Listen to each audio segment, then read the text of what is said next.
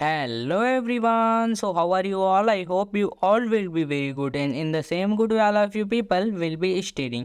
तो आज का ये वीडियो बहुत खास होने वाला है आपके लिए क्योंकि आज की इस वीडियो में मैं आपके लिए लेकर आ चुका हूँ। यहाँ पे आप देख सकते हैं बीए और बीएड पार्ट 1 मतलब first year examination 2024 foundation course paper first Hindi language का आपके लिए मैं लेकर आ चुका हूं। तो यहाँ पे आप सभी चीज़ें देख सकते हैं। तो चलिए शुरू करते हैं टाइम की बर्बादी ना करते हुए। और ये क्वेश्चन पेपर आपके लिए बहुत इंपॉर्टेंट होने वाला है, तो सभी प्रश्नों को अच्छे से आप लोग तैयार करेंगे, अपने दोस्तों को भी शेयर करेंगे और वीडियो अंत तक जरूर देखेंगे। तो देखते हैं, यहाँ पे टाइम दिया हुआ है 3 आवर्स और मैक्सिमम मार्क्स दिए हुए हैं 75 और मिनिमम पास मार्क्स जो दिए हुए हैं 26 दिए हुए हैं। नोट आप लोग पढ़ सकते हैं, ठीक है।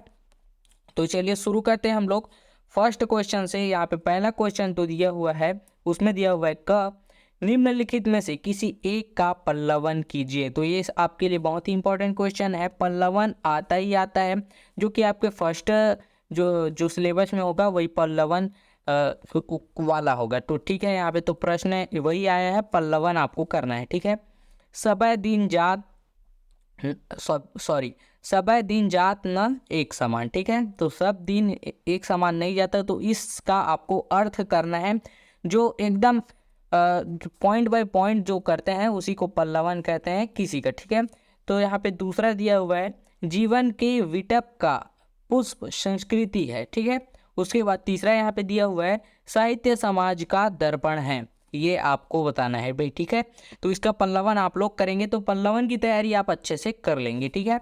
उसी के अथवा में दिया हुआ है अनुवाद का अर्थ स्पष्ट करते हुए अच्छे अनुवादक की विशेषताएं लिखिए, ठीक है।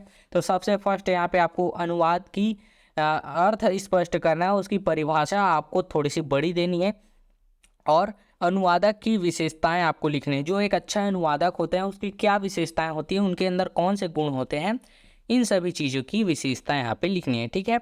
उसके बाद यहाँ पे दूसरा दिया हुआ है ईद के दिन अमीना क्यों उदास थी, जो कि यहाँ पे प्रेमचंद की कहानी से आया हुआ क्वेश्चन है ये। ईद के दिन अमीना क्यों उदास थी भाई, ठीक है। तो ये आपको बताना है, ठीक है। तो ये आपको फर्स्ट जो कि हिंदी का पहला जो अध्याय है उससे आया हुआ है, ठीक है। उसके बाद अथवा में दिया हुआ है जो कि प्रेमचंद की यहाँ पे उपन्यास से लिया गया है, ठीक है। और अथवा में दिया हुआ उसी के अमीना का क्रोध स्नेह में कैसे बदल गया।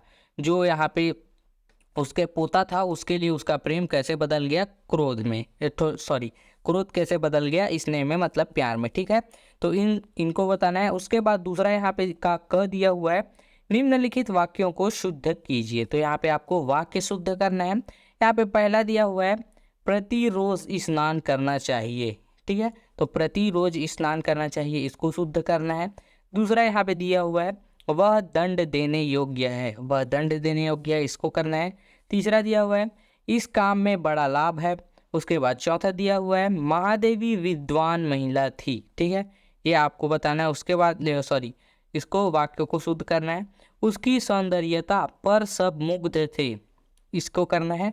उसके बाद दिया हुआ है इसका उत्तरदायित्व आपके ऊपर है। और उसके बाद दिया हुआ है मैं आपकी श्रद्धा करता हूँ। और यहाँ पे दिया हुआ है नीचे में लास्ट टाइम मैंने इसी गाड़ी से जाना है, ठीक है। तो यहाँ पे ये सब कंप्लीट हो गया। अब देखते हैं उसी के अथवा में दिया हुआ है अनेक शब्दों के लिए एक शब्द लिखिए, ठीक है। तो अनेक शब्दों के लिए आपको एक शब्द लिखना है, ठीक है। तो यहाँ पे जिसका मूल्य ना आका जा सके, तो यहाँ पे मूल्यवान हो सकता है। दूसरा दिया हुआ है जिसके समान दूसरा नहीं हो, ये का इसका पूछ मुझे पता नहीं, आप अपने सिलेबस से देख लेना। उसके बाद तीसरा दिया हुआ है जिसकी उपमा न हो, मतलब नहीं की जा सकती इस, ठीक है। तो अनुपमेय ऐसे हो जाएगा। उसके बाद यहाँ पे चौथा दिया हुआ है बीता हुआ समय, काल कर सकते हैं हमको, ठीक है। उसके बाद यहाँ पे दिया हुआ है पांचवा अपने प्रति किए गए उपकार को मानने वाला, ठीक है। तो यहाँ पे उपकार को मानने वाला क्या कहलाता है, आपको कहना है, ठीक है। उपकारी हो सकता है। उसके बाद वह स्त्री जो कविता लिखती है, ठीक है, तो उसको क्या कहते हैं बताना है। उसके बाद यहाँ पे लिखा हुआ है जो रात्रि में विचरण करता है, ठीक है। तो इसके लिए विचरण कौन करता है रात्रि में, ये आपको बताना है, ठीक है। उसके बाद आपका लास्ट है यहाँ पे, सॉरी ये लास्ट दिया हुआ है रात और संध्या के बीच का समय, तो रात और संध्या के बीच का समय यहाँ पे कौन सा होता है वो आपको बताना है भाई, ठीक है। उसके बाद यहाँ पे ख दिया हुआ है, भारत वंदना कविता का उद्देश्य आपको लिखना है कि उस कविता के क्या आशय है और उसके कवि का क्या उद्देश्य है, ठीक है। उसके बाद यहाँ पे अथवा में दिया हुआ है उसी के, भारत वंदना में भारत माता की अंकित छवि के विषय में लिखिए। तो ये आप तभी लिख सकते हैं जब आपने कविता को पढ़ा और उसने देखा होगा कि भारत माता के लिए किस अंकित छवि को वहाँ पे दर्शाया गया है कवि द्वारा, ठीक है भाई। तो इसको आप लोग अच्छे से तैयार कर लेंगे। उसके बाद यहाँ पे तीसरा दिया हुआ है क, देवनागरी की प्रमुख विशेषताओं को लिखिए। तो देवनागरी की जो प्रमुख विशेषताएं यहाँ पे होती है तो उसको यहाँ पे अच्छे से आपको लिखना है भाई, ठीक है। उसके बाद अथवा में दिया हुआ है, संक्षेपण में जिन बातों से बचना चाहिए उनका उल्लेख कीजिए, ठीक है। तो संक्षेपण आप लोग जानते होंगे, में जिन बातों से बचना चाहिए, जो बातों को वहाँ पे नहीं लिखना चाहिए उसका यहाँ पे उल्लेख आपको करना है, ठीक है भाई। उसके बाद ख दिया हुआ है, भोला राम का जीव, ये भी एक आपको में अध्याय है, में निहित व्यंग को स्पष्ट कीजिए। ये भोला राम का जो कि हरिशंकर परसाई का है शायद, तो उनका यहाँ पे व्यंग्यकार है बहुत बड़े, तो उनके व्यंग में इस व्यंग को यहाँ पे स्पष्ट आपको करना है, ठीक है, कि किस पर तंज कसा है उसने, ठीक है। उसके बाद यह हुआ भोला राम का जीव व्यंग रचना का उद्देश्य लिखे। तो यहाँ पे उद्देश्य भी आपको लिखना है कि व्यंग कई प्रकार से लिखे जाते हैं, जैसे कि व्यंग किसी सरकार पर कसा जा सकता है, किसी लोग पर कसा जा सकता है। तो यहाँ पे किस पर यहाँ पे जो कि तंज कसा गया है उन व्यंग का, उसके उद्देश्य को आपको यहाँ पे लिखना है, ठीक है भाई। उसके बाद चौथा में दिया हुआ है क, सूचना प्रौद्योगिकी के घटकों का वर्णन कीजिए, ठीक है। तो सूचना प्रौद्योगिकी के घटक कौन कौन से हैं यहाँ पे हमको लिखना है। जैसे कि आज के ज़माने में तो इंटरनेट हो चुका है, सूचना प्रौद्योगिकी के घटकों के वर्णन, तो यहाँ पे उन सभी चीज़ों का कंप्यूटर के भाषा और मोबाइल इलेक्ट्रॉनिक्स इस तरीके के जो सूचनात्मक प्रौद्योगिकी हैं उनका आपको वर्णन यहाँ पे करना है, ठीक है भाई। उसी के अथवा में दिया हुआ है उसी के जैसे प्रश्न,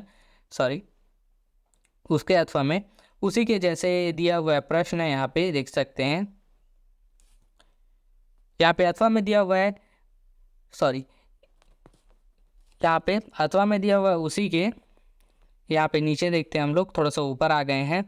तो यहाँ पे अथवा में दिया हुआ है उसी के, भाषा से कंप्यूटर की क्या अपेक्षाएं हैं, ठीक है। तो भाषा से कंप्यूटर की क्या अपेक्षाएं हैं, तो भाषा बहुत सारे होते हैं लेकिन कंप्यूटर में जो मुख्यतः भाषा चलती है वो है इंग्लिश। तो इसकी क्या अपेक्षाएं हैं उससे आपको बताना है, ठीक है भाई। और यहाँ पे ख पे दिया हुआ है, स्वामी विवेकानंद के अनुसार भारतवर्ष में सभी अनर्थों की जड़ है, ठीक है भाई, अनर्थों की जड़ है जनसाधारण की गरीबी। इस कथन का विस्तार कीजिए। तो विस्तार से आपको वर्णन करना है, पॉइंट बाय पॉइंट करना है, ठीक है भाई। उसी के अथवा में दिया हुआ है यहाँ पे, अमेरिकी जीवन की विशेषताओं के बारे में क्या स्वामी विवेकानंद की क्या धारणाएं थी, ठीक है। तो अमेरिका का जीवन जो होता है उनकी विशेषताओं के बारे में, उनकी क्या विशेष होती हैं, उनमें स्वामी विवेकानंद की क्या धारणाएं थी, मतलब उस कौन सी सोच थी, ठीक है भाई, इसको यहाँ पे लिखना है। उसके बाद यहाँ पे पांचवा दिया हुआ है क, मानक भाषा की आवश्यकता किन कारणों से पड़ती है, संक्षेप में लिखिए। जो मानक भाषा होती है उनकी आवश्यकता किन कारणों से हमको पड़ती है उसके बारे में आपको लिखना है। उसके बाद अथवा में दिया हुआ है, अमानक उपमानक भाषा से आप क्या समझते हैं स्पष्ट कीजिए। तो दोनों में अंतर आप लोग देख लेंगे अच्छे से, ठीक है। उसके बाद ख में दिया हुआ है, मध्यकाल सामाजिक गतिशीलता पर प्रकाश डालिए। जो मध्यकाल की सामाजिक गतिशीलता है उस पर आपको प्रकाश डालना है।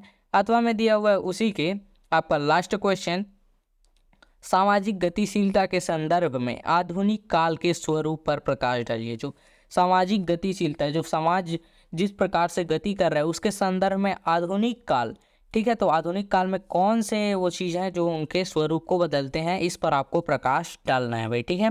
तो आई होप ये पूरा वीडियो आप लोगों के लिए यूज़फुल रहा होगा, और यूज़फुल रहा तो अपने दोस्तों को शेयर करें। साथ ही अगर आपको किसी क्वेश्चन पेपर की ज़रूरत है किसी विषय की, तो प्लीज़ बेखबर बेझिझक कमेंट करें। तो मिलते हैं ऐसी एक और यूज़फुल वीडियो के साथ में, तब तक के लिए थैंक यू।